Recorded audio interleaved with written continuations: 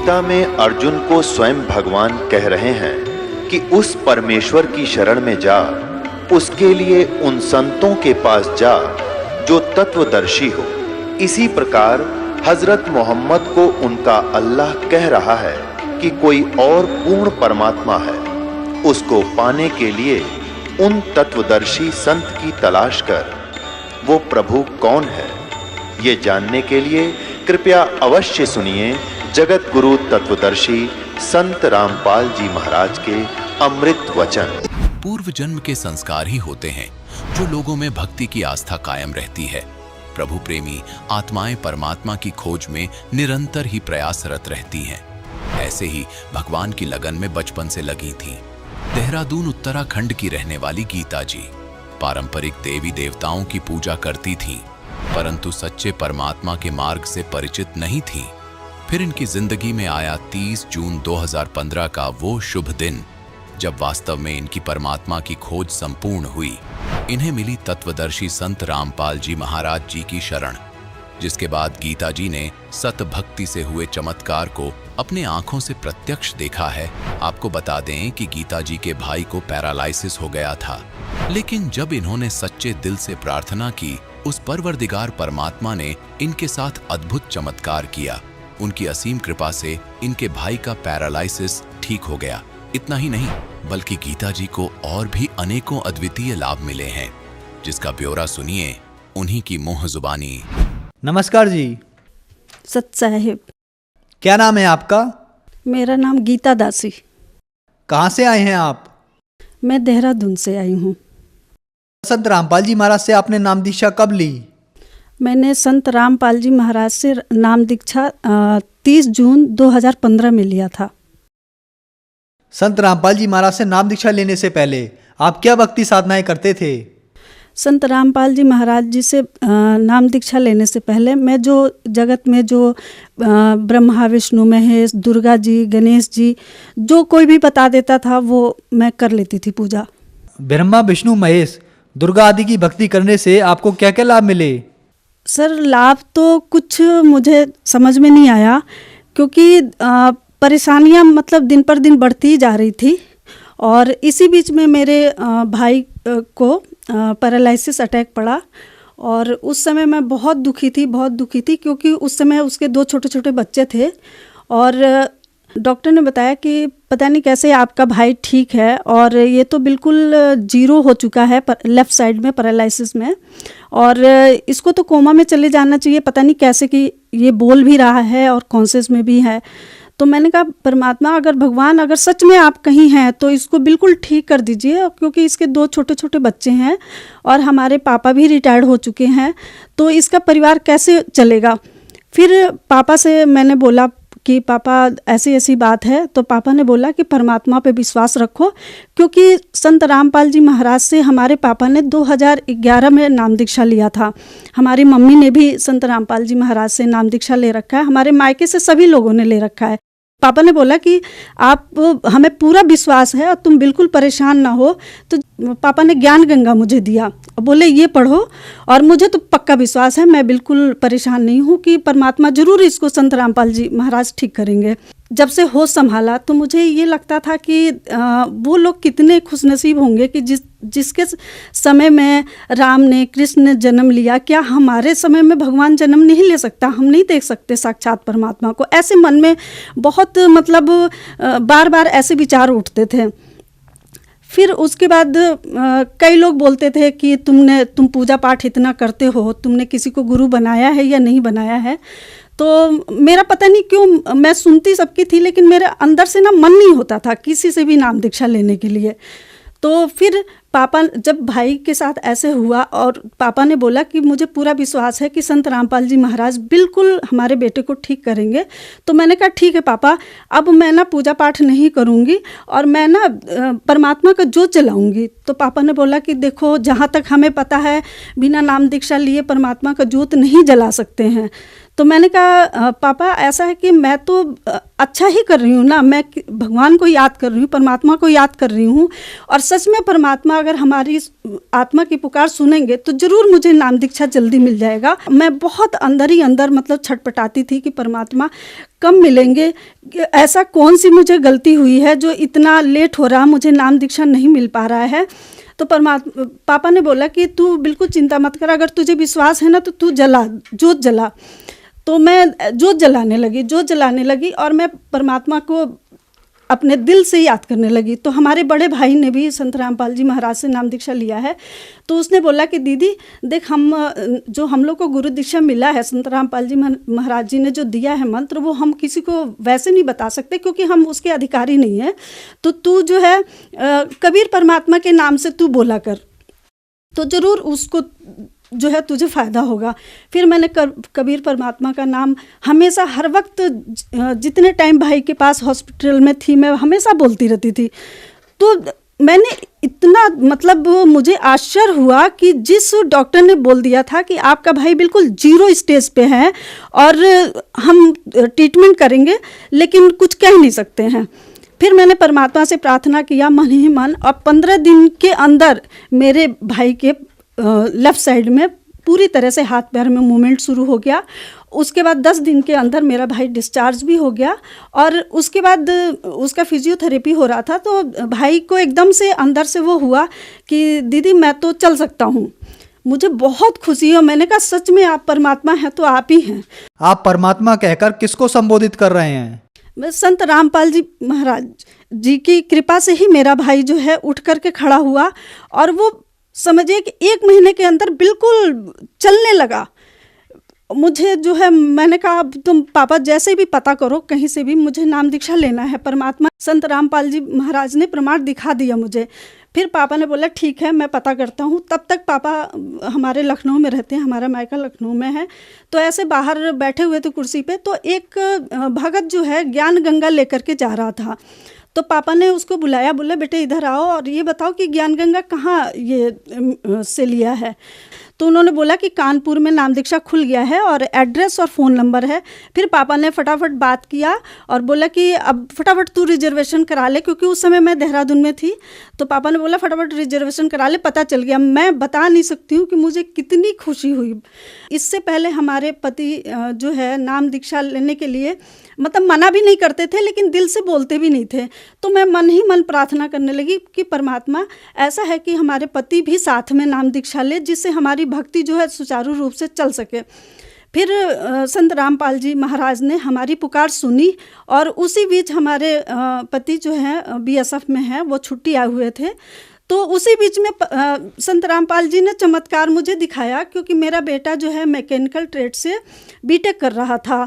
तो उस समय बहुत बीमार चल रहा था, और उसका फ़ोन आया कि मम्मी मेरा पढ़ने में बिल्कुल मन नहीं लग रहा और मुझे ले चलो। तो मैंने कहा ठीक है मैं आती हूँ। जब घर लेकर के उसको आई तो मैंने बोला कि क्यों, क्या हुआ है? तो कहने लगा मम्मी मेरा सिर भारी भारी रहता है और मुझे पढ़ने का मन नहीं करता। फिर परमात्मा ने ऐसा चमत्कार दिखाया। मैंने कहा बेटे देख, तू जो है उस बीच तक हम जो है नाम दीक्षा ले चुके थे, जा कर के ले आए थे नाम दीक्षा तो संत रामपाल जी महाराज से। तो फिर मैंने बोला कि बेटे ठीक है, तेरे पढ़ने का मन नहीं करता, तू जैसे कहेगा वैसे करेंगे, लेकिन सिर्फ जब हम जोत जलाते हैं ना तो तू दंडवत किया कर।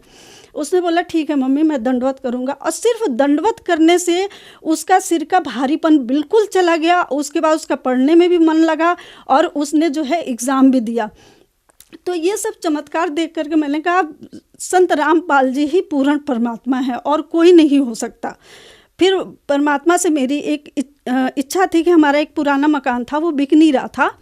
तो परमात्मा से मैंने पुकार की मन ही मन, और तब संत रामपाल जी ने मेरी पुकार सुनी और वो मकान भी बिका। और उससे बहुत अच्छा, जैसा मेरा एक सपना था कि ऐसा घर होना चाहिए, वैसे परमात्मा ने घर भी दिलाया। संत रामपाल जी महाराज से नाम दीक्षा लेने के बाद आपको बहुत लाभ मिले, तो जो समाज आज आपको देख रहा है आप उन्हें क्या संदेश देना चाहेंगे? मैं संदेश तो मैं नहीं दे सकती हूँ, ये तो संत रामपाल जी पूर्ण ब्रह्म परमेश्वर ही संदेश दे सकते हैं। मैं तो हाथ जोड़ करके प्रार्थना कर सकती हूँ कि ये समय अगर निकल गया ना तो फिर ये दोबारा लौट करके नहीं आ सकता है। और यही प्रार्थना है कि आप लोग संत रामपाल जी महाराज को पहचानिए। ये कोई साधारण व्यक्ति नहीं है, ये पूर्ण परमात्मा हैं और इन्हीं से सारे दुख दूर हो सकते हैं, इन्हीं से आपकी सारी इच्छाएं पूरी हो सकती हैं। और शास्त्र विधि के अनुसार भक्ति करके ही हमें मोक्ष मिल सकता है। और इस पृथ्वी पे कोई भी वो भक्ति नहीं बता सकता है, और ना जो शास्त्र विरुद्ध भक्ति जो कर रही है जगत, उससे मोक्ष बिल्कुल नहीं मिल सकता है। हाथ जोड़ करके यही प्रार्थना है कि संत रामपाल जी महाराज से, पूर्ण परमात्मा से नाम दीक्षा ले करके अपना मोक्ष कराइए। संत रामपाल जी महाराज से नाम दीक्षा लेने के लिए क्या करना होगा? संत रामपाल जी महाराज से नाम दीक्षा लेने के लिए अब तो कई चैनलों पे परमात्मा का, संत रामपाल जी महाराज का सत्संग आता है। उसमें नीचे स्क्रॉलिंग बार पे फ़ोन नंबर आता है, उस पर आप फ़ोन करके और आप पूछ सकते हैं। अब तो पूरे विश्व में, कहेंगे भारत क्या पूरे विश्व में नाम दीक्षा केंद्र खुल गया है। आप वहाँ से नाम दीक्षा लेकर के अपना मोक्ष करा सकते हैं। धन्यवाद जी। सच्चा है। अब जगत गुरु तत्वदर्शी संत रामपाल जी महाराज जी के सत्संग के माध्यम से उस अद्वितीय आध्यात्मिक ज्ञान के बारे में जानते हैं जिसके माध्यम से आप भी प्राप्त कर सकते हैं ऐसे आध्यात्मिक, मानसिक और भौतिक सुख जो अभी तक आपने सिर्फ मीराबाई, ध्रुव, प्रहलाद जैसे कुछ ही भक्तों की जीवन कथा में सुने होंगे। अब सुनिए तत्वदर्शी संत के संग शास्त्र अनुकूल भक्ति सत्संग, ऐसा अद्वितीय आध्यात्मिक ज्ञान जिसका है सर्वधर्मों के पवित्र शास्त्रों में प्रमाण। इस उल्टे लटके हुए संसार रूपी वृक्ष के सर्व भाग बता देगा, सब विभाग बता देगा, पार्ट्स ऑफ द ट्री। स वेदवित, वो वेद के तात्पर्य को जानने वाला है, अर्थात वो तत्वदर्शी संत है। चौथे अध्याय के 34वें श्लोक में कहा है कि उस तत्वदर्शी संत की शरण में जा, उनको दंडोत प्रणाम करने से, कपट छोड़कर प्रश्न करने से वो तत्वदर्शी संत तुझे उस तत्व ज्ञान का उपदेश करेंगे। उसकी पहचान बताइए 15वें अध्याय के प्रथम मंत्र में। जो उल्टे लटके हुए संसार रूपी वृक्ष के सभी छंद बता देगा, सब विभाग बता देगा, सवेदवित, वो तत्वदर्शी संत है।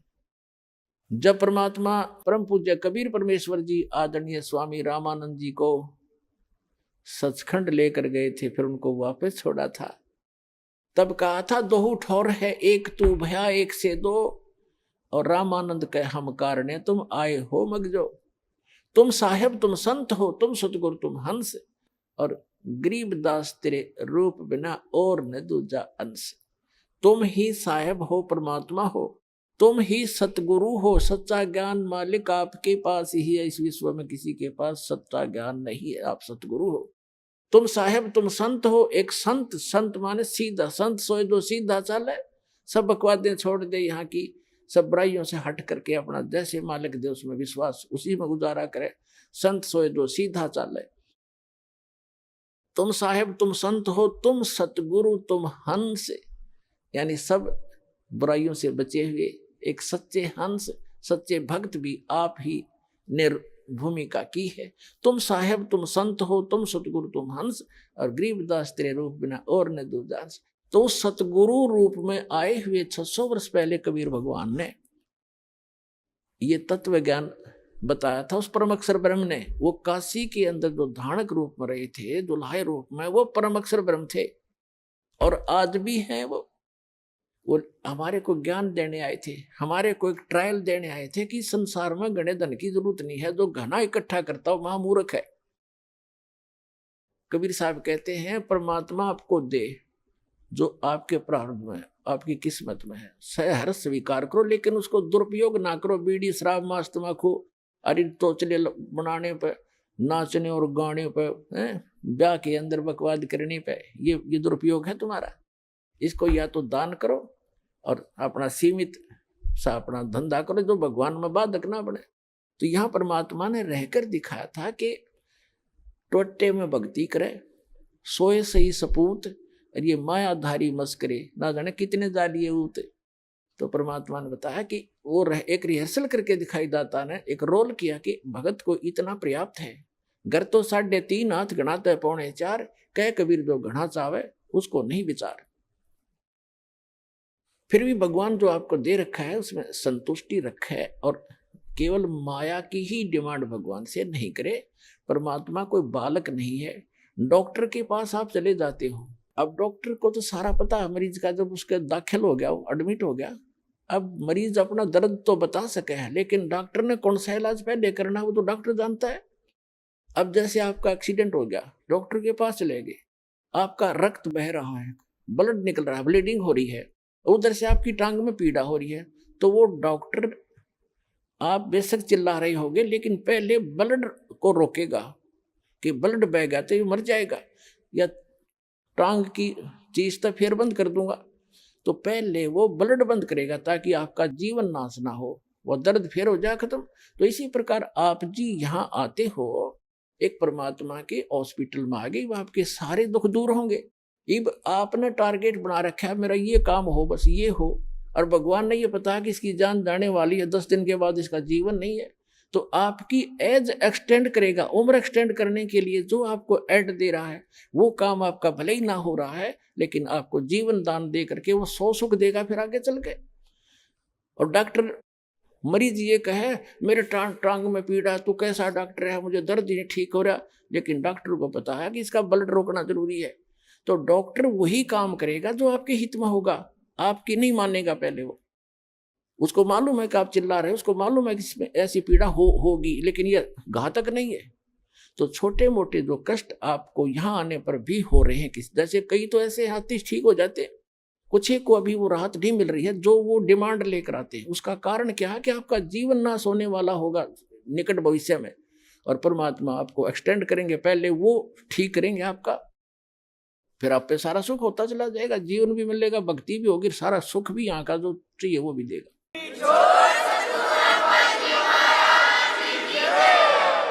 तो प्रसंग चल रहा है कि हम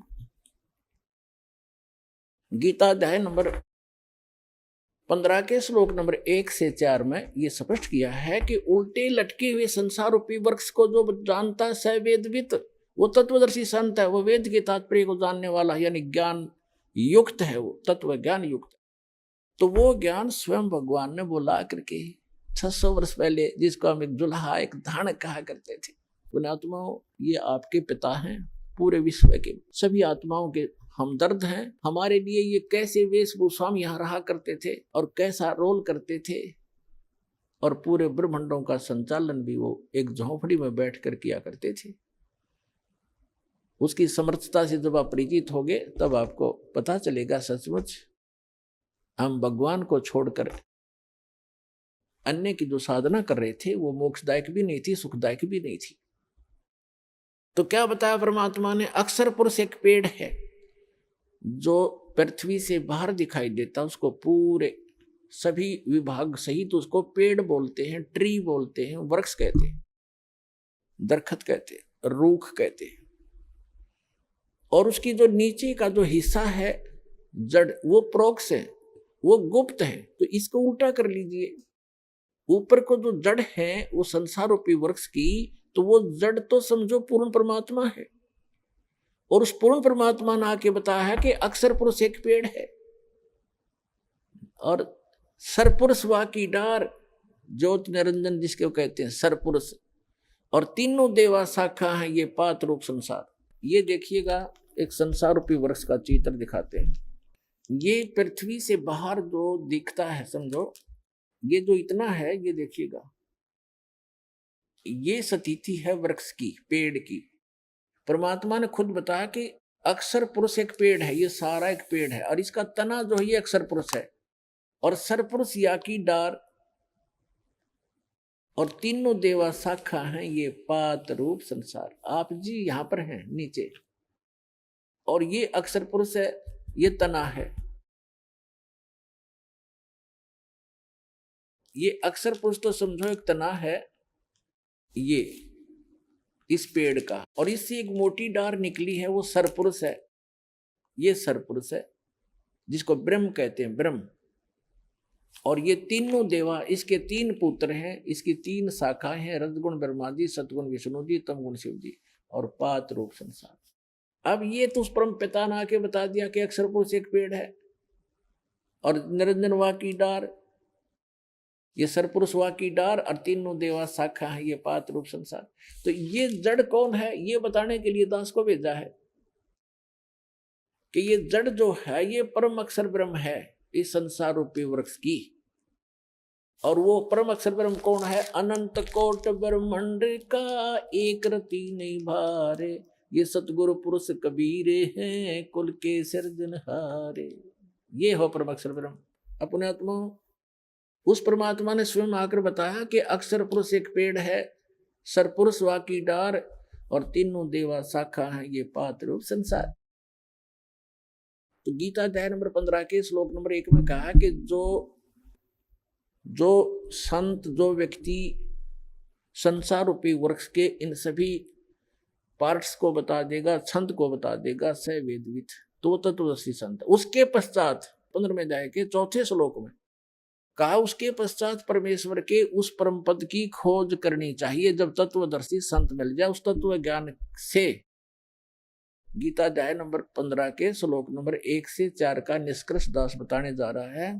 तीसरे में कहा है कि उस तत्व ज्ञान से इस अज्ञान रूपी गुत्थी को काट कर समझ कर उसके पश्चात परमेश्वर के उस परम पद की खोज करनी चाहिए, जहां जाने के बाद साधक फिर लौटकर कभी संसार में नहीं आते।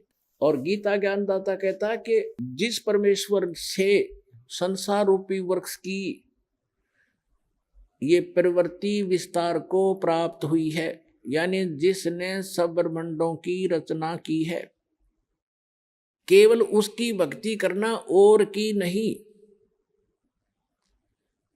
अपनी भी भक्ति को मना करता है, तुझे मोक्ष चाहिए, वहां जाना चाहता है, जहां जाने के बाद लौटकर साधक फिर संसार में कभी नहीं आते, उसके विषय में कहता है फिर तो उसी की भक्ति करनी है और को इष्ट रूप में नहीं मानना। ये देखिएगा श्रीमद् भगवत गीता दिखाते हैं आपको, ये देखिएगा श्रीमद् भगवत गीता और जयदयाल गोविंद का द्वारा इसका अनुवाद है। इसके 15वें अध्याय पर चलते हैं। यह है अथ पंचदशो अध्याय, 15वां अध्याय। इसमें कहा है श्री भगवान वाच ऊर्ध्व मूलम अध शाखम अश्वत्थम प्राहु अव्यम छंदासी यस्य प्रणानी ये तम वेद स वेदवित। इन्होंने अनुवाद ठीक नहीं करना आया, ये तो ठीक लिखा ना, आदि पुरुष परमेश्वर तो समझो, ऊपर को जड़ है वो तो पूर्ण परमात्मा है। ऊर्ध्व मूलम ऊपर को शाखा लिखना था, वो आदि पुरुष परमेश्वर है। और अध शाखम नीचे को शाखा वाला, ये गलत लिखा है, पर मारूप मुख्य शाखा वाले नहीं। ये देखो दूसरे मंत्र में गीता अध्याय नंबर 15 के श्लोक नंबर 2 में अध और अध 2 बार आए हैं। इन्होंने इसका अनुवाद यहाँ किया है, अध माने नीचे, अध माने नीचे, बिल्कुल ठीक है। अध माने नीचे, अध माने नीचे। तो यहाँ ऊर्ध्व माने ऊपर, ऊर्ध्व माने ऊपर। यहाँ देखो हम ही नीचे देख लेंगे प्रथम अध्याय में 15वें अध्याय के प्रथम मंत्र में ऊर्ध्व मूलम ऊपर को जड़ वाला, मूल जड़, और अध शाखम नीचे को शाखा वाला। एक आम बालक भी समझ जाए इस ज्ञान से। और संसार रूपी पीपल के वृक्ष को अविनाशी कहते हैं। छंद, छंद वेद नहीं होते, छंद माने इसके विभाग जिसके पत्ते आदि कहे गए हैं। और तम वेद, तम यह वेद जिसको उस संसार रूपी वृक्ष को जो अंधकार रूप में छुपा हुआ है, ज्ञान रूप में, जिसको समझ नहीं सके, उस संसार रूप वृक्ष को जो पुरुष मूल सहित यानी जड़ से लेकर और पत्तों तक तत्व से जानता है, स वेदवित, स वेदवित, वह वेद के तात्पर्य को जानने वाला है, अर्थात वह तत्वदर्शी संत है। अब यहां देखो, अब 15वें अध्याय का हमने इसमें सारा बता रखा है। तीसरे में क्या कहा है कि अब हम इसको सारे सुना देते हैं आपको। ये दूसरे में क्या कहा है कि उस संसार वृक्ष की तीनों गुण रूप, तीनों गुण माने रजगुण ब्रह्मा, सतगुण विष्णु, तमगुण शिव जी, रूप जल से बढ़ाई हुई नहीं, ये शाखाएं हैं, शाखा है। विश्व प्रवाला शाखा है, विषय विकारों वाली ये शाखा है। रजगुण ब्रह्मा, सतगुण विष्णु, तमगुण शिव जी, अध नीचे और ऊपर फैली हुई है। नीचे माने जैसे यो गीता का ज्ञान पृथ्वी पर बोला जा रहा था, ऊपर स्वर्ग, नीचे पाताल, ऊपर और नीचे फैली हुई है। क्योंकि श्री ब्रह्मा, श्री विष्णु, श्री शिव जी एक एक गुण युक्त हैं, एक एक विभाग के मंत्री हैं। इनका प्रभाव इन तीनों ही लोकों पर है, पृथ्वी लोक पर, पाताल लोक और स्वर्ग लोक पर। इससे अन्य जो स्थान है, जो ब्रह्म लोक है, वो अलग स्थान है। वहां पर ये काल भी तीन ही रूप धारण करके रखता है, उसमें भी तीनों ही गुण अपने विद्यमान रखता है। वो ऊपर के लोकों के लोग उससे प्रभावित होते हैं, इनका केवल यहीं तक सीमा है। अब देखो, ऊपर और नीचे फैली हुई, और मनुष्य लोक में, इस संसार में कर्मों के अनुसार बांधने वाली ये भी मुख्य मूलानी, मुख्य कारण है, नीचे और ऊपर फैली हुई है, नीचे और ऊपर। अब तीसरे में कहा है कि इस संसार वर्ष का स्वरूप जैसा कहा है वैसा यहाँ विचार काल में गीता ज्ञानदाता कहता कि जैसा इसके बारे में सुना है उसको पूर्ण रूप से मैं तेरे को नहीं बता पाऊंगा इस गीता जी के डिस्कशन में। जैसे इस संसार वर्ष का स्वरूप जैसा कहा है वैसा यहाँ विचार काल में नहीं पाया जाता, नहीं पाया जाता। क्योंकि गीता ज्ञानदाता कहता है कि क्योंकि न तो इसका आदि है और न अंत, तथा न इसकी अच्छी प्रकार से स्थिति है, यानी वो परिचित नहीं है उससे। इसलिए इस अहमता, इस सुविरुद्ध मूलम, इस दृढ़, अब जैसे संसार रूपी वृक्ष का ऊपर को जड़ जो स्थान है वो सतलोक, अलखलोक, अगमलोक, अकैलोक, ऊपर क्या जो पोर्शन है सारे तीन चारों लोक वो अविनाशी स्थान है। इसलिए सुदृढ़ मूल कहा, वो मूल जो है वो अविनाशी है, वो शाश्वत है। तो उस संसार रूपी वृक्ष के उस दृढ़ रूपी मूल वाले, यानी जो कभी नाशमा नहीं आता, वो जड़ रूपी स्थान, वो भगवान समझो, स्थान और भगवान, यानी वहां का लोक भी अविनाशी, वहां का भगवान भी अविनाशी, वहां के गए हुए प्राणी भी अविनाशी। ये देखो, सो विरुद्ध मूलम, उस अहमता ममता नहीं, उस अति दृढ़ मूल वाले, यानी उस अविनाशी मूल स्थान, जड़ रूपी स्थान वाले संसार रूपी पीपल के वृक्ष को दृढ़ असंग शस्त्रेण छित्वा, इन्होंने यहां गलत कर दिया, वैराग रूप शस्त्र द्वारा नहीं, उस तत्व ज्ञान रूपी शस्त्र द्वारा काट कर, उसको समझ कर, उसके बाद चौथे श्लोक में कहा है, 15वें अध्याय के चौथे श्लोक में कहा है, ये 15वां अध्याय चल रहा है, 15वां अध्याय, यहाँ हमारे चौथा श्लोक पढ़ रहे हैं। उसके पश्चात उस परम पद रूप परमेश्वर को भली भांति खोजना चाहिए, जिसमें गए हुए पुरुष यानी साधक फिर लौटकर संसार में नहीं आते, उनका जन्म मरण फिर नहीं होता। और जिस परमेश्वर से इस पुरातन यानी आदि संसार रूपी वृक्ष की, यानी जिसने सारे ब्रह्मांडों की रचना की है, प्रवृत्ति विस्तार को प्राप्त हुई है, उसी आदि पुरुष नारायण के मैं शरण हूं, ऐसा निश्चय करके उस परमेश्वर का ही मनन और निधि ध्यान करना चाहिए। परपदे माने उसकी पूजा करनी चाहिए। गीता ज्ञानदाता ने स्पष्ट कर दिया कि मेरी भक्ति करने से तुझे वो शाश्वत स्थान नहीं मिल सकता। उसके लिए गीता अध्याय नंबर 17 के श्लोक नंबर 23 में गीता ज्ञानदाता ने संकेत दिया है कि उस सच्चिदानंद घन ब्रह्म की साधना के 3 मंत्र हैं उसके पाने के। ओम तत्सत इति निर्देश ब्रह्मण त्रिविद समर्थ ब्राह्मणा तेन वेदा च यगा च विहिता पुरा। उस सच्चिदानंद घन ब्रह्म के को पाने का, उसके सत भक्ति करने का केवल ओम तत्सत ये 3 मंत्र का निर्देश है। निर्देश माने नथिंग एल्स, फाइनल फैसला, उसके अतिरिक्त अग्रम मग्रम समाप्त, ये निर्देश है, डायरेक्शन है, आदेश भी है और ये राय भी है।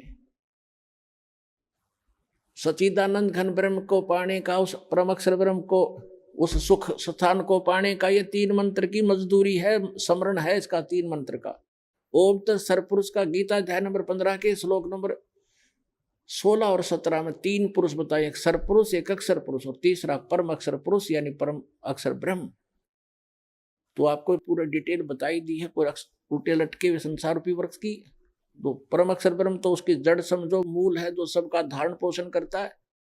तो गीता अध्याय नंबर 15 के श्लोक नंबर 16 में कहा कि दो पुरुष हैं, सरपुरुष और अक्षर पुरुष, और ये दोनों नासवान, इनके अंतर्गत जितने प्राणी वो भी नासवान है। जीवात्मा किसी की नहीं मरती, वो तो गधे कुत्ते की भी नहीं मरती। फिर 15वें अध्याय के 17वें श्लोक में तुरंत कहा कि उत्तम पुरुष है तो अन्य, पुरुषोत्तम सही भगवान तो इन दोनों से, सरपुरुष और अक्षर पुरुष है, कोई और है जिसको परमात्मा कहा जाता है। और जो तीनों लोकों में प्रवेश करके सबका धारण पोषण करता है, वो अविनाशी परमेश्वर है। यानी वृक्ष का धारण पोषण किससे होता है? मूल से होता है, जड़ से होता है, और जड़ वो परम अक्षर ब्रह्म है। तो परम अक्षर ब्रह्म वो कबीर भगवान जो है, वो सबका धारण पोषण करने वाला वही है। तो यहाँ क्या बताया है कि उस ओम तत्सत, ओम जो है, ओम तो मंत्र है ब्रह्म का, जिसको सरपुरुष कहते हैं, और तत् है ये अक्षर पुरुष का, जिसको परब्रह्म भी कहते हैं। ब्रह्म से नेक्स्ट ब्रह्म, परब्रह्म दूसरा। और तीसरा जो मंत्र है सत्य, वो परम अक्षर ब्रह्म का है, वो परम अक्षर पुरुष का है। तो ये तीनों मंत्र इस दास के पास उपलब्ध हैं। इन तीनों मंत्रों की मजदूरी करनी है, इसकी साधना करनी है। कोई अभी तक ये मार क्यों खाते रहे कबीर पंथी? ये इन मंत्रों का जाप नहीं करते थे जो दास आपको प्रथम बार देता है। ये कहते हैं तो ब्रह्मा विष्णु महेश की पूजाएं हैं, हम क्यों करें, हम तो सतपुरुष की साधना करेंगे। ऐसे ही ये बात बिगड़ी रही। अरे ये साधना नहीं, ये तो यहाँ के मालिक हैं। बताओ, हम जिस क्षेत्र में रह रहे हैं और वहाँ के तहसीलदार या वहाँ के SHO या किसी और से खस्से और उनका जो टैक्स जो भी उनका है वो नहीं दें, तो हमें लाभ कैसे मिलेगा? मजदूरी, जैसे हमने बिजली वालों से ले रखा है, बिजली ले ली बिजली विभाग से, टेलीफोन ले लिया टेलीफोन विभाग से, और जब उनका कर्जा उसको देंगे नहीं, टैक्स उनका रेंट नहीं देंगे, तो वो सुविधा बंद कर देंगे हमारी। इसमें के एहसान किया? तो हम मजदूरी कर रहे हैं यहाँ की सुविधा प्राप्त करने के लिए, और कुछ धन डिपॉजिट कर रहे हैं जो हमें आगे अपने स्वलोक जाने के लिए। तो ये इनकी पूजा नहीं है। हम कोई बैंक से, किसी से, जैसे टेलीफोन वालों से टेलीफोन सुविधा ले रखी है, मोबाइल फोन ले लिया, तो उनसे हम अपनी जो मजदूरी करके उनको दे रहे हैं, उनका किराया, रेंट, उसका बिल भर रहे हैं, तो वो उनकी पूजा नहीं करे, वो हमें आवश्यकता है, इसलिए उनसे मेल रखना भी हमारे सभ्यता शिष्टाचार है। तो ये सभी ब्रह्मा विष्णु महेश भी एक यहाँ के अधिकारी हैं। ये इनके सत्र का जो लाभ है यही देंगे उसको, और उसकी विधि बताई है कि इनका ये ऐसे ऐसे आपने ये बिल भरना पड़ेगा, इसकी मजदूरी ये है, इस मजदूरी से वहां आपको ऑटोमेटिक कनेक्शन मिला रहेगा। ऐसा सिस्टम भगवान का। तो यहाँ ओम तत्सत, ये तीन इन पुरुषों की भक्ति है, सरपुरुष, अक्षर पुरुष और परम अक्षर पुरुष की। तो गीता ज्ञानदाता कहता है कि उस परमात्मा की शरण में जा जिसके तीन मंत्र की भक्ति है। सच्चिदानंद घन ब्रह्म के पाने की केवल 3 मंत्र का निर्देश है। गीता अध्याय नंबर 8 के श्लोक नंबर 5 और 7 में गीता ज्ञानदाता अपनी साधना बताता कि मेरी भक्ति कर मुझे प्राप्त होगा, लेकिन युद्ध करना पड़ेगा, शांति नहीं हो सकती। जहां युद्ध है वहां शांति खाक है। तो कहता है तूने युद्ध करना पड़ेगा, यदि तुझे परम शांति चाहिए तो 18वें अध्याय के 66वें श्लोक में कहा कि उसकी शरण में जा, उस परम अक्षर ब्रह्म की शरण में। उस परम अक्षर ब्रह्म की शरण का मंत्र बता दिया 17 के श्लोक नंबर 23 में। और अब 8वें अध्याय के 8, 9, 10 श्लोक में गीता ज्ञानदाता कहता है कि उस परम अक्षर ब्रह्म की भक्ति करेगा तो उसको प्राप्त होगा, जहां जाने के बाद साधक फिर लौटकर कभी संसार में नहीं आता। तो वहां सारी सुख सुविधाएं हैं। पुण्यात्माओं, आपका सौभाग्य है, धन है आपके माता पिता जिनसे जन्म हुआ। ऐसे समय में अपना कल्याण कराओ, भक्ति करो और मोक्ष पाओ। बोलो सतगुरुदेव।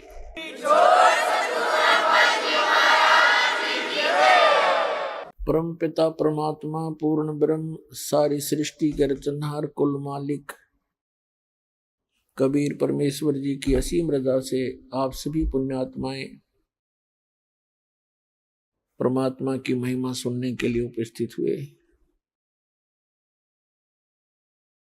सत्संग में आने से प्राणी को ज्ञान होता है कि आप कौन हो, कहां से आए हो, आप यहाँ किस उद्देश्य को लेकर जी रहे हो।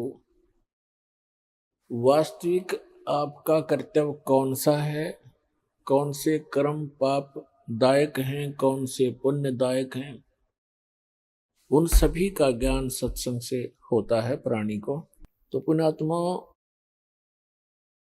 परमेश्वर पूर्ण ब्रह्म सत्य पुरुष, परम अक्षर पुरुष, परम अक्षर ब्रह्म कहो, अल्लाहु अकबर कहो, ग्रेट गॉड कहो, इसे कंप्लीट गॉड कहो, ये पूरे ब्रह्मांडों का, संपूर्ण जगत का, सभी आत्माओं का ये जनक है, सबका क्रिएटर है। वो कैसा है, कहाँ है, किसने देखा है और परमात्मा की आवश्यकता क्यों है, परमात्मा की आवश्यकता क्यों पड़ी हमें, हम किस लिए परमात्मा की साधना करते हैं, क्या उद्देश्य लेकर करते हैं और क्या उद्देश्य लेकर भगवान की भक्ति करनी चाहिए और क्या उद्देश्य लेकर नहीं करनी चाहिए, ये सर्व जानकारी सत्संग से होती है। पुण्यात्माओं, सर्वप्रथम तो आपको ये ज्ञान होना चाहिए कि आप जी एक बहुत भयंकर लोक में रह रहे हैं, बहुत ही भयंकर लोक है ये। और इस लोक का जो राजा है, यहाँ का जो स्वामी है, मालिक है 21 ब्रह्मांड का, उसको सरपुरुष कहा है। श्रीमद् भगवत गीता अध्याय नंबर 15 के श्लोक नंबर 1 से 4 और 16-17 में प्रभु की परिभाषा वर्णित है सांकेतिक कोड वर्ड्स में। उसमें लिखा है कि संसार में 2 पुरुष हैं, 16वें श्लोक में 15वें अध्याय के। एक सरपुरुष है, एक अक्षर पुरुष है। सरपुरुष ये ब्रह्म है जिसके लोक में आप और हम निवास कर रहे हैं। इसको संतों ने, परमेश्वर ने, कबीर देव ने इसको काल कहा है और यही गीता का ज्ञान दाता है। और इसने श्रीमद् भगवत गीता अध्याय नंबर 11 के श्लोक नंबर 32 में स्वयं ही स्वीकारा है कि मैं काल हूं अर्जुन, और इस सर्व लोकों का नाश करने के लिए अब प्रवृत्त हुआ हूं, अभी प्रकट हुआ हूं। श्री कृष्ण जी काल नहीं थे, इन्होंने पहले कभी अपने आप को काल नहीं कहा और गीता ज्ञान देने के उपरांत उन्होंने कभी अपने आप को काल नहीं कहा।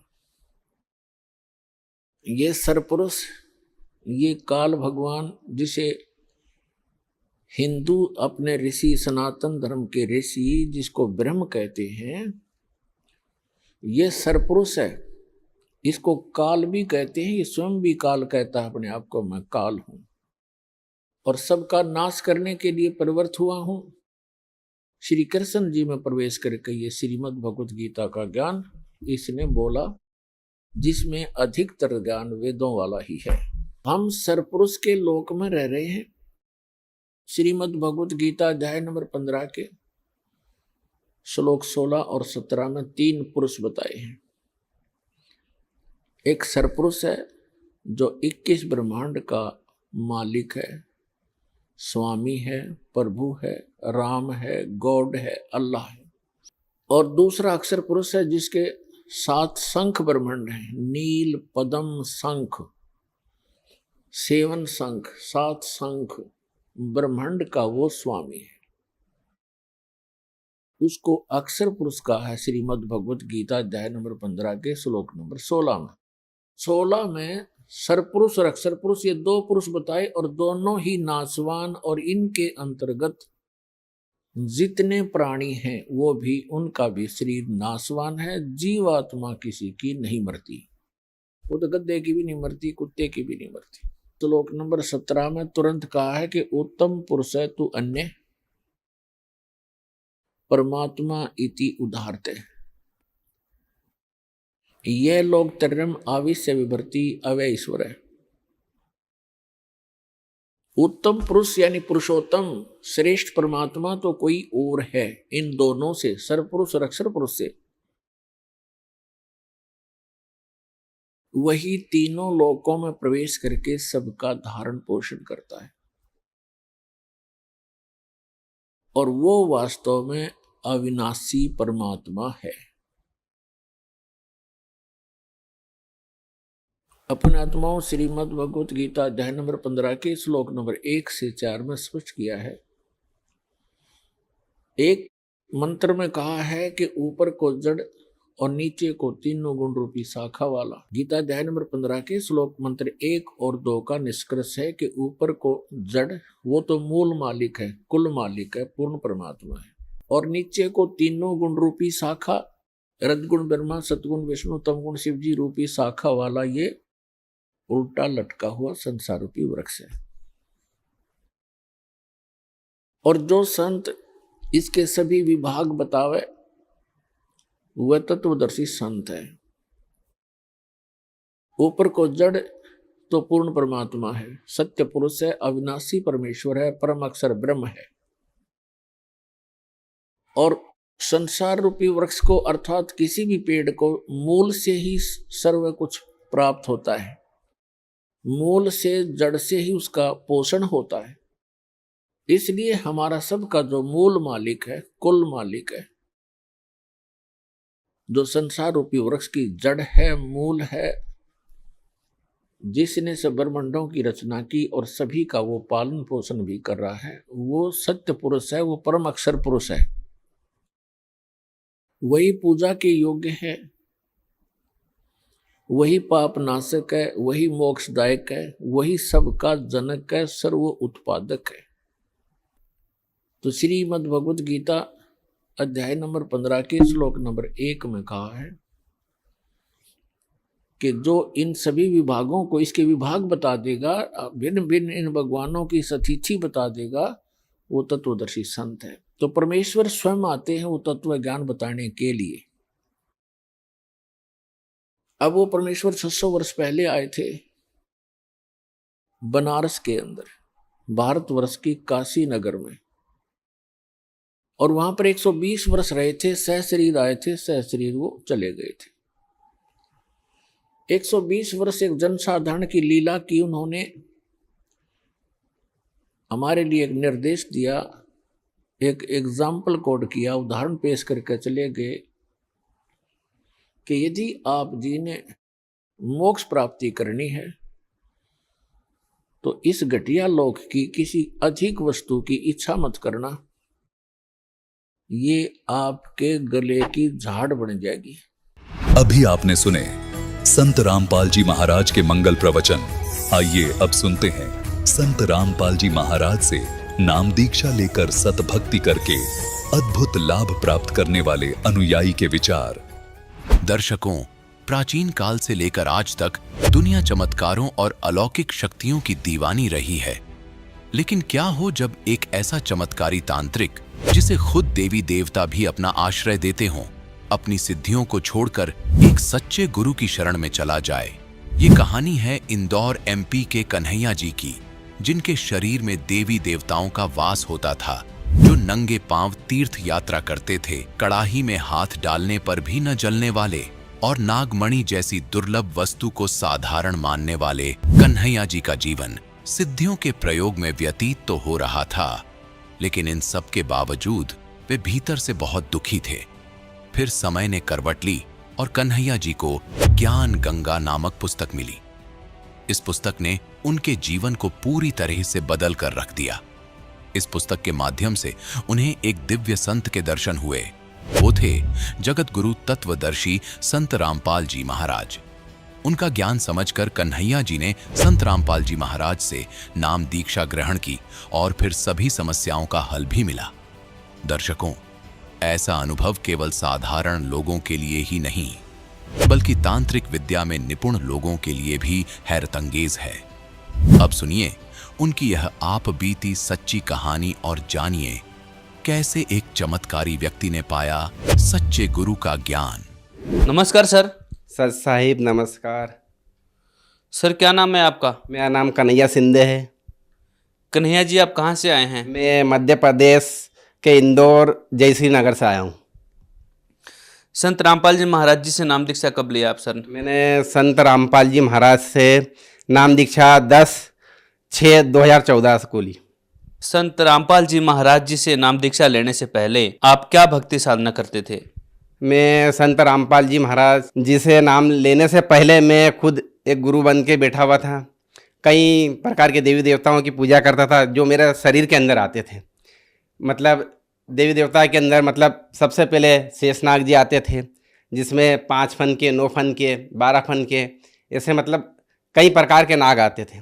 फिर उसके बाद में देवियाँ आती थी, सभी देवियाँ आती थी छोटी से लेकर बड़ी तक की, जैसे कालका देवी, वैष्णो देवी और लक्ष्मी देवी। उसके अलावा जैसे लूली पांगली जो देवियाँ आती वो आती थी। महिषासुर आते थे और भैरुओं में सभी भैरू आते थे, जैसे काल भैरू के अलावा 52 भैरू तक के जो भी है वो आते थे। जितने भी घाट हो, जितने देवी देवताओं के स्थान पर जाऊंगा उतने मेरे को पावर मिलेगा और मैं भक्तों के ज़्यादा से ज़्यादा दुखों को दूर करूंगा। उस चक्कर में मतलब मैं हर तीर्थ गया हूँ। मैं वैष्णो देवी गया हूँ, अमरनाथ गया हूँ, नंगे पैर गया हूँ। मैं जूते चप्पल कभी पहनता ही नहीं था। मेरे को आग में जला मतलब चला हो तो मतलब कोई असर नहीं पड़ता था मेरे को। मैं ऊपर से गिर भी जाऊँ तो मेरे को मतलब कोई असर नहीं पड़ता, क्योंकि जब मैं नाग रूप में हो रहता था तो चाहे ज़मीन पे 4-4, 5-5 किलोमीटर तक पेट के बल मतलब घिसटता हुआ जाता था, क्योंकि उससे मुझे शक्तियाँ मिलती थी। जिससे जो भी व्यक्ति मतलब इलाज के लिए आते थे, दिन दुखी जो भी आते थे, उनके इलाज करता था मैं। ये इलाज करते और उनका इलाज तो हो जाता था पूरा, और मैं खुद दुखी होता था। घर पे मतलब खाने को नहीं मिलता था मुझे, बहुत इतने परेशान थे कि मतलब खाने रोटी मतलब नसीब नहीं होती थी हमको। और पूजा पाठ करना वो तो हमेशा ही करते ही था। जो जिसकी इच्छा हुई वो फ़ोन कर देता था कि आज मेरे को ये समस्या है, आप ये कर दो, तो मुझे उसमें लग जाना था। काम तो कर नहीं पाता था मैं और उनकी समस्या करने में लगा रहता था मैं। उस चक्कर में मतलब मेरी आर्थिक स्थिति बहुत कमज़ोर थी। और मतलब जैसे मैं कोई भी मतलब जब सवारी आती मेरे को, तो मतलब नाग की सवारी है तो कोई फ़ोटो खींचे है तो मतलब उसके नाग मेरे साथ साथ मतलब नाग की भी फ़ोटो आते थे। और अधिकतर मतलब ये मेरा नियम था कि मतलब जिसको मेरे रूप में या नाग के रूप में या कृष्ण के रूप में दर्शन होते थे, मतलब उसके काम सिद्ध हो जाते थे, जो भी इलाज के लिए मेरे यहाँ पर आते थे। और मुझे जैसे कालका देवी की आई सवारी तो मतलब कपूर जलती हुई जोत लगती थी हाथ पे और मुंह के अंदर, वो भी पूरी आग जले तो ही मतलब वो कार्य सिद्ध होता था। उस रूप में मतलब मेरा विशाल रूप हो जाता था। जब मेरा ये सीना बढ़ जाता था, बाल वगैरह बढ़ जाते थे, इतना भयानक रूप हो जाता कि कोई मतलब देख नहीं पाते थे। यदि कोई मेरा बिना परमिशन के कोई फ़ोटो खींचे तो कैमरा बंद हो जाता था।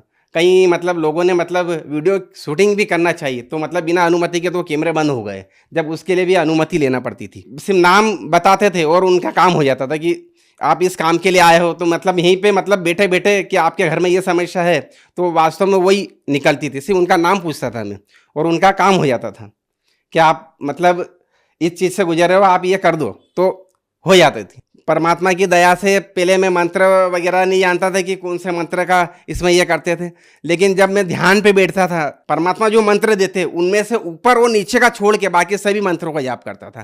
तो जब मैं बैठता था तो ज़मीन से मतलब ये समझ लो 1-1.5 फीट मतलब ऊपर मतलब मेरा स्थान हो जाता था। मेरे जैसे जो जानकार व्यक्ति है, सिद्धि वाले हैं, उनको दिखता था। और उसके बाद में जो देवी देवताओं जो बैठते थे मेरे पास में, बस उनके दर्शन वो भी दिखते थे। मेरे हाथ में नाग उन्होंने लिपट जाते थे, कोई मणिधारी है। मैंने मणि देखी भगत जी, कुछ लोगों ने तो छोटी छोटी देखी होगी, मैंने इतनी बड़ी मणि देखी है। जैसे पुलिस वालों की जो बत्ती लाल बत्ती रहती इस टाइप की मतलब देखी, और ऐसी गोल गोल घूमती जब वो रहती है और नाग के ऊपर रहती है, क्योंकि मेरे पास तो लिपटते थे बड़े बड़े आके। नागों की दिवाली मनाई जाती, उस दिन मैं भंडारा करता था, उस दिन मेरे कने सब देवी देवता आ जाते थे। और जो मतलब दिव्य दृष्टि वाले हैं मेरे जैसे तांत्रिक लोग, उनको दिखते थे। और मेरे यहाँ पर ऐसे छोटे मोटे तांत्रिक कहीं आते थे उस दिन कि इनसे हम ये विद्या चुरा के ले जाएंगे, इनको अजमा के ले जाएंगे, कहीं ये छोटा मोटा तो नहीं है।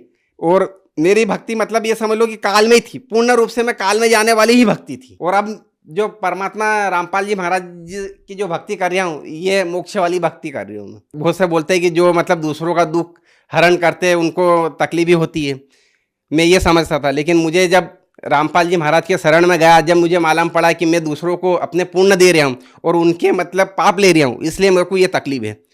जब मैं गुरु जी के शरणों में गया तो मैं इन दुखों से परिपूर्ण मतलब दूर हो गया हूँ। यहाँ तक कि देवी देवता आपके ऊपर आते थे, फिर ये भक्ति साधना छोड़ के फिर आप संत रामपाल जी महाराज के शरण में कैसे आए? क्योंकि वो अंधविश्वास की भक्ति थी इसलिए, और ये कुछ समय के लिए ही सुख दे सकते हैं। और परमात्मा जो रामपाल जी महाराज ये स्वयं कबीर देव के रूप में आए हुए, इनके मैंने दर्शन करे हुए, मैं उनसे नाम न लिया था, उसके पहले भी मुझे कई बार परमात्मा दर्शन चुके हैं। मैं जब भी मतलब स्नान करने जाता था नदियों घाटों में जो, तो वहाँ पर परमात्मा आकर बोलते थे कि बेटा तू ये क्या कर रहा है, ये गलत साधना है, तू क्यों अपने जीवन बिगाड़ रहा है। तो मैं बोलता था मुझे यहाँ पर नहाने से शक्तियाँ प्राप्त होती, इसलिए मैं नहाता हूँ, उससे मतलब भक्तों के मैं इलाज करता हूँ। एक बार मैं योगा की एग्ज़ाम दे के आया था, योगा मतलब पेपर अच्छे गए थे, और मैं घर से अलग रहता हूँ, मेरा माता पिता से अलग रहता हूँ, तो उनके पहले उनका घर पड़ता तो मैं उनके घर चले गया कि पेपर अच्छा गया करके मतलब बोलने गया। तो टेबल के ऊपर ज्ञान गंगा पुस्तक पढ़ी थी। जब मैंने ज्ञान गंगा ये पढ़ा और ऊपर लाइनें पढ़ी कि देवताओं के ऊपर ये दे रखी, तो मैंने उस किताब को, गर्मी का समय था और मैं घर के अंदर नहीं जाता था उनके, मेरे माता पिता, क्योंकि वो मांस वगैरह ये सेवन करते थे और मुझे ये चलता नहीं था। तो मैंने वो किताब को टेबल से उठा के और बाहर ओटले पे ही पढ़ी, तो मेरे को वहीं रोना आ गया कि ये इतना ज्ञान, महत्वपूर्ण ज्ञान और कितना छुपा हुआ है, और ये संत कहाँ मिलेंगे मेरे को, और मैं अंधकार में पड़ा हुआ हूँ, दूसरों लोगों को भी अंधकार में धकेल रहा हूँ। मैं उसको पढ़ के रोता था। मेरे को वो किताब पढ़ता था तो परमात्मा हमेशा दर्शन देते थे। कभी मुझे सत्संग सुना के जाते थे, कभी और कोई सी वाणियाँ सुना के जाते थे। एक भगत कोई जुड़े हुए थे उस कॉलोनी में, तो वो मतलब सीढ़ी की दुकान पे मतलब चला रहे थे, और उतने में मैं चले गया कि जब मैंने देखा कि ये सत्संग चल रहे हैं, तो मैंने बोला ये सत्संग तो मैंने रात को सपने में देखे। तो बोले तुम तो बाबा हो, बोले तुम तो चाहे जो मतलब देख लेते हो। वो यूँ करके मेरी हंसी उड़ाने लगे, बोला बैठो तुम तो देखो ये।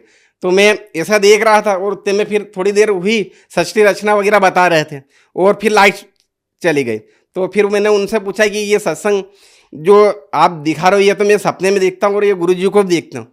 तो फिर उन्होंने बोला कि एक राकेश भगत जी है, बोले उनके पास में मतलब पूरी जानकारी मिल जाएगी, उनसे आप उनके संपर्क में चले जाओ। तो उनके पास गया तो उन्होंने बोला कि हम 2-3 दिन बाद जाने वाले हैं। तो मैंने बोला मेरे को भी ले चलना। और अचानक मैं उनके साथ में गुरु जी के आश्रम में चले गया। पहले दंडवत प्रणाम करके वहाँ अर्जी लगाई मन में कि मैं जो साधना कर रहा हूँ और जो लोग आते हैं ये मेरे को परेशान ना करे, कि आप इलाज करो, और तुमने इनको क्यों छोड़ दिया, तो मैं मतलब नाम दीक्षा ले लूँगा। तो ऐसा के मतलब मैंने उस समय नाम नहीं लिया था, क्योंकि मेरी तो भगत बहुत सारे हैं, और एकदम मेरे घर पे मंदिर बना हुआ, हनुमान जी का मंदिर है, भैरू जी का है, और अभी बहुत विशाल नागदेव का मंदिर बनने वाला, 5-7 लाख रुपए का मतलब मंदिर बनने वाला है। तो फिर मैं हर साल में एक बार भंडारा करवाता था, उसमें भी विशाल ये आती थी। जब कड़ाव लगता था तो मैं हाथ से मतलब कड़ाव उकलते हुए कड़ाव में हाथ डाल देता था और उसको हिला देता था, जैसे वो साईं बाबा कैसे खिचड़ी बना के हिलाते, ऐसे मैं हिला देता था। मुझे कुछ नहीं होता था, क्योंकि मेरे को तो पता नहीं अंदर की शक्तियाँ कुछ थी या अपनी, तो उसमें कुछ असर ही नहीं होता था। परमात्मा रामपाल जी महाराज जी से जब अर्जी लगाई तो उन्होंने मतलब ये बिल्कुल क्लियर कर दिया, कोई भगत मतलब आया नहीं। जब मैंने नाम ले लिया तो कोई ने मतलब मेरे को बोला नहीं। और जो आते थे, फोन आते थे कि बाबा जी आप मेरा ये इलाज कर दो, तो मैंने उनको विनती कर दी कि आप रामपाल जी महाराज के शरण में चले जाओ, सबसे बड़े गुरु तो वो है, मैं तो कुछ भी नहीं हूँ, मैं तो पाखंडी हूँ, मेरे से कुछ नहीं बनेगा। मैंने सब छोड़ दी, मैं भी खुद चले गया हूँ परमात्मा के शरण में। आप भी जाओ, सबसे अच्छा ज्ञान और सबसे सुलभ सब सुविधाएं मतलब वही दे सकते, बाकी और विश्व में कोई नहीं दे सकते। मैं उन जितने भी भगत थे मेरे यहाँ पर जो भी आते थे इलाज के लिए, उन सबको यही प्रार्थना करता था। सर, संत रामपाल जी महाराज जी से जो भी श्रद्धालु जुड़ते हैं उन्हें कोई ना कोई आर्थिक, मानसिक, शारीरिक या आध्यात्मिक लाभ अवश्य होते हैं। आपको क्या लाभ प्राप्त हुए सर? मुझे आध्यात्मिक नाम संत रामपाल जी महाराज की कृपा से जो देवी देवताओं की जो साधना करता था, मैं ढोंग धतूरिया करता था, तांत्रिक विद्याएं करता था, उनके बारे में पूरी जानकारी मिली कि ये जो मैं कर रहा हूँ ये साधना बिल्कुल गलत है, 101% गलत है, और ये देवी देवताएं अपन को काल जाल में उलझा के रखते हैं। और मैं जो साधनाएं करता था उनसे भक्तों को तो लाभ बहुत सारे हो रहे थे, लेकिन मैं खुद दुखी हो रहा था। समस्त देवी देवताओं के चक्कर में अपना जीवन बर्बाद कर रहा था, ढोंग मतलब गलत साधनाएं कर रहा था मैं। पापों को हरने वाले और समस्त कष्टों को दूर करने वाले ये एक ही जो है संत रामपाल जी महाराज, जो कबीर देव के रूप में आए हुए धरती के ऊपर, यही है। एक बार ऐसा हुआ कि जब मकान बना था हमारा तो दरवाजे नहीं लगे हुए थे, और सामने ही वाला एक गुंडा था जो लोगों को चमकाता था, सब कहीं करता था। जब उसको मालूम पड़ा कि इनने मंदिर, ये जो बाबा था अब इनने बाबागिरी सब छोड़ दिए और देवी देवता है इनकी पूजा नहीं करता, ये रामपाल जी महाराज की पूजा करता है, तो वो मतलब गली में चमकाता था। वो मेरे घर पे भी पत्थर फेंक रिया था और घर से बाहर नहीं निकलना था, इतना आतंक कर रखा था। और मेरे कहने इतने पैसे नहीं थे कि मैं घर के अंदर दरवाजे लगा दूँ। मैं मतलब ऐसे खुले सोता था, रात को मतलब ऐसे ही चादर लगा देता था लकड़ी से और फिर सोता था। जब उसके आतंक से मतलब वो मतलब मारने को करता था, तो मैंने परमात्मा से अर्जी करी कि परमात्मा आप ही मतलब हमारी रक्षा करो। तो परमात्मा मतलब 8 दिन तक कुर्सी लगा के परमात्मा हम मेरी डेलीज के ऊपर बैठे रहे, बोले बेटा तू चिंता मत कर, मैं तेरे साथ हूँ, तेरा कोई बाल नहीं बांका कर सकता। तो मेरी पत्नी डरती थी, तो परमात्मा भी उसको भी दर्शन दिए, कई बार दर्शन दिए। परमात्मा की जब वो ज्योत लगाती थी, एक ज्ञान गंगा पुस्तक को रख के अलमारी के अंदर, तो परमात्मा ने बोले बेटा तू ऐसी भक्ति करती है, ऐसा दीपक लगाती है, जिससे तो नाम ले ले, नाम लेगी तो तेरे पूरे परिवार की 101 पीढ़ी मतलब तार दूंगा मैं। बोला तू नाम ले ले, सतनाम ले ले, फिर देख तेरे ठाट कर दूंगी।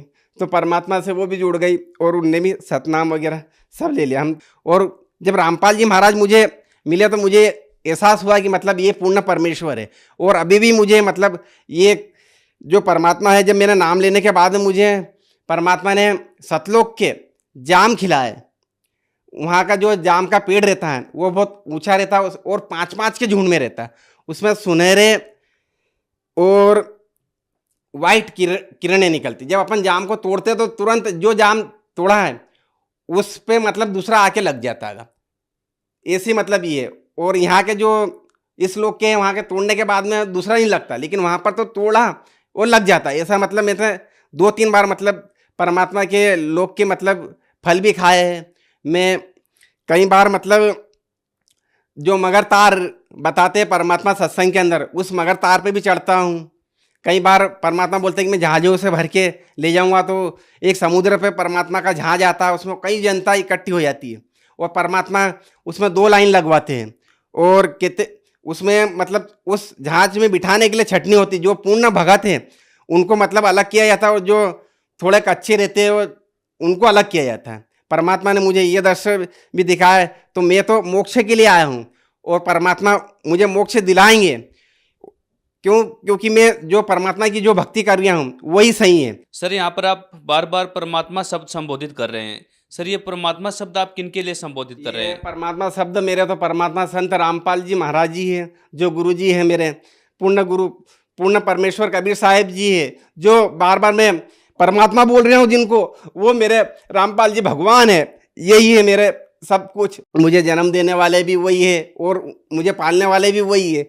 सर जो श्रद्धालु आपको देख रहे हैं, आप उन्हें क्या संदेश देना चाहेंगे? जिसपे भी मतलब ये परमात्मा रामपाल जी महाराज के जो सत्संग आते हैं, ऐसा बहुत सारे चैनलों पे आते, जो भी देख रहे हैं और जो भी सुन रहे हैं, उनसे मेरी तरफ से हाथ जोड़ के निवेदन है कि ये गलत साधनाओं में ना पड़े और ये जादू टोने वालों के चक्कर में ना पड़े। और मैं जो अभी तक गलत साधनाओं में पड़ा हुआ था और जो मेरे जैसे लोग गलत साधना में अभी भी जादू टोना वालों के पास में जा रहे हैं, अपना जीवन नष्ट कर रहे हैं, तो वो व्यर्थ के मतलब जा रहे हैं, वहाँ पर नहीं जाना चाहिए, उसमें कोई लाभ नहीं है। यदि ये साधना को छोड़ के और रामपाल जी महाराज के पास में जाएंगे तो ये मोक्ष का रास्ता है। रामपाल जी महाराज मोक्ष वाली भक्ति बता रहे हैं। संत रामपाल जी महाराज के चरणों में आए और उनके ज्ञान को समझे और नाम दीक्षा लेकर कल्याण करवाए और मोक्ष का रास्ता ले। धन्यवाद सर। सत साहिब।